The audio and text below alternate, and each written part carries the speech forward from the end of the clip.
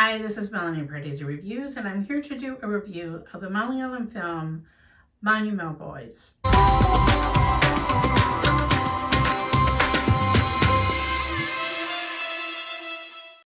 If you're new to Pardesi Reviews, I do trailer reactions and film reviews of Indian cinema. Okay, I have to tell on myself, I didn't even watch the trailer for this.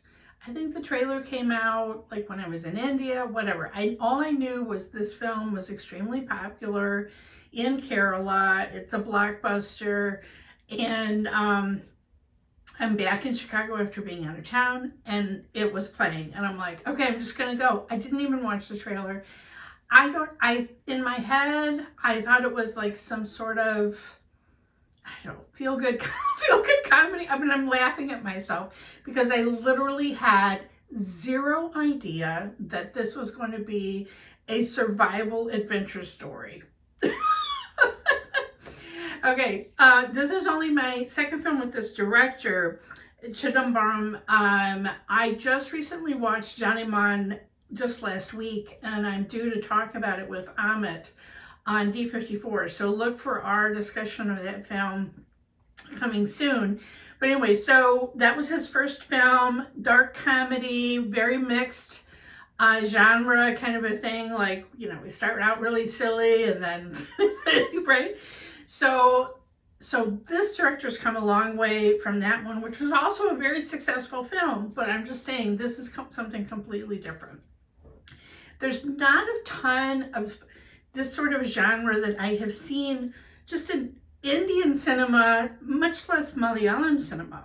I'm blanking on the name of it, but obviously there was that Fahad Fazal one where he was buried from the mudslides. And then, of course, there's 2018, which was extremely popular. I was madly Googling in the middle of the intermission. And this is, in fact, based on a true story from 2006. And I had just read that the real people, which they show at the end credits, show photographs from their trip, that they recreated in the film, all of them up in the tree and all of that. And it says the real Manjummel Boys appeared as the opposing team in a tug-of-war scene, which was at the beginning, which is epic. Okay, like kudos to the director and the team for doing that. I think that's amazing. Okay, that's absolutely awesome. All right, let's get into it. I don't know if we can talk about spoilers, because if you live in Kerala, probably you are extremely familiar with the real story.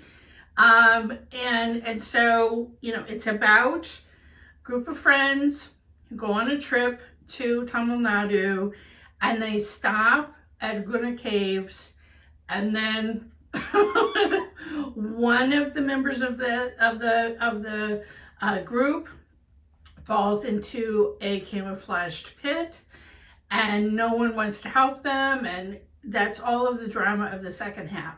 The first half is partially to establish this group of friends, show them having this tug of war that, they're so close and they want to do trips together. They can't afford Goa, so they choose to do this trip, hire a driver that they met at this wedding. And the scenery of where they were going, I was recently in Munnar, and so just the scenery of where they were going in Tamil Nadu, I think it's just on the other side of the mountains, was very familiar to me. Gorgeous scenery. This cast, let's talk about this cast. Okay, so we have Soubin Shahir. I'm looking at what their characters' names were as Kutan. We have Sreenath Bhasi, of course, Bani from Kumalangi Nights and many other things, as Subhash. He's the one that falls in the pit. We have Lal Jr.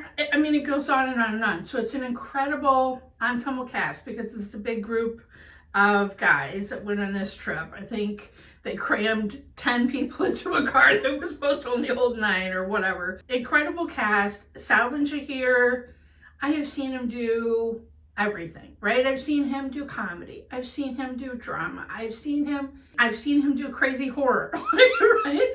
But I've never seen him do an adventure story like this. Wow. kudos to you, Soubin. You like hit it out of the park. And I believe possibly because it was Parava Films, was one of the Malayalam producing companies, and I have a feeling that's his own production company. Again, kudos to you for helping to get films made that allow you to show your acting prowess in a different way than people might not normally think about you. I'm all about that. I also love the filmmaker's technique. This is a real story that probably a lot of people were familiar with, and what he does is he has these flashbacks, especially in the second, when the character who's fallen in the pit is so severely injured that he's hallucinating, and he's extremely cold, it's extremely cold, whatever, he's hallucinating, and he's remembering scenes from their childhood, which shows their leave no man behind, they've been friends since they were little kids, and that one friend had rescued another friend who was drowning, and that kind of turns around on the end. Now, one quibble that I could have, I mean, the film was only, I think, 2 hours and 15 minutes, so I'm not going to say it was too long. I was extremely tense because I didn't personally know the story. I didn't know if everyone was going to end up okay at the end of the film. Okay, like I really didn't know. It could have gone several different ways, and so I was literally on the edge of my seat for most of this film. All the suspenseful parts, so amazing.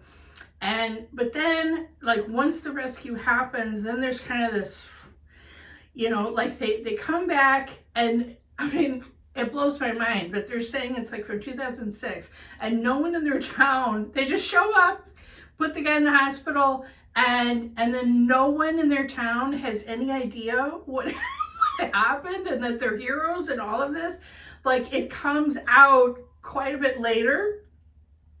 Incredibly emotional scene with the mother and all that, Ben Soubin, but I was like, it was kind of I don't know, it was like the director had built up this huge thing, and then we kind of crashed, and then we had a little bump up of that emotional moment. So I don't know, I'm wondering, like in a Hollywood director, maybe that just, I don't know if we would have had such a long kind of coda epilogue after the rescue, but it was satisfying when that emotional moment happened. I'll just say that.